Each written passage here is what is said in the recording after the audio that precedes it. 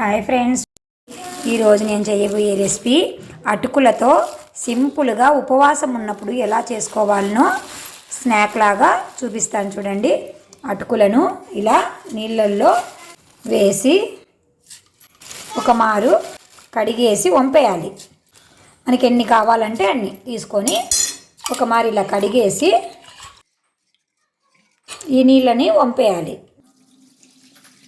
ఇవి ఇలాగే మనము ఇట్లా కొంచెం ప్రెస్ చేసుకొని వాటర్ అంతా తీసేసి ఇలా ప్లేట్లో పెట్టుకోవాలి. పెట్టుకున్న అటుకుల పైన ఒక 2 స్పూన్లు నెయ్యి వేసుకోవాలి. మీకు ఎక్కువ కావాలంటే ఎక్కువ కూడా వేసుకోవచ్చు నెయ్యి. ఇలా మనము కారం పప్పుల పొడి ఉంటుంది కదా, ఈ నెయ్యి ఈ కారం పప్పుల పొడి ఈ అటుకులందుకు అంతా కలిసేటట్టుగా కలుపుకోవాలి.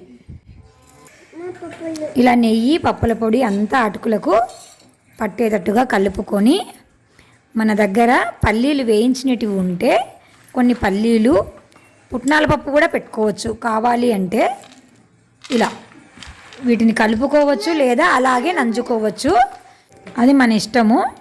ఇవి చాలా చాలా టేస్టీగా ఉంటాయండి. ఉపవాసం ఉన్న వాళ్ళకి మంచి ఎనర్జీ ఫుడ్ అండి ఇది. ఓకేనా ఫ్రెండ్స్, మీరు కూడా ట్రై చేసి, వచ్చేది కార్తీక మాసం కదండి, ఎక్కువ మంది ఉపవాసాలు ఉంటారు కదా, ఇలాగ మీరు ట్రై చేసి మీకు ఎలా వచ్చిందో మాకు కామెంట్ రూపంలో తెలియచేయండి ఫ్రెండ్స్. Bye bye friends.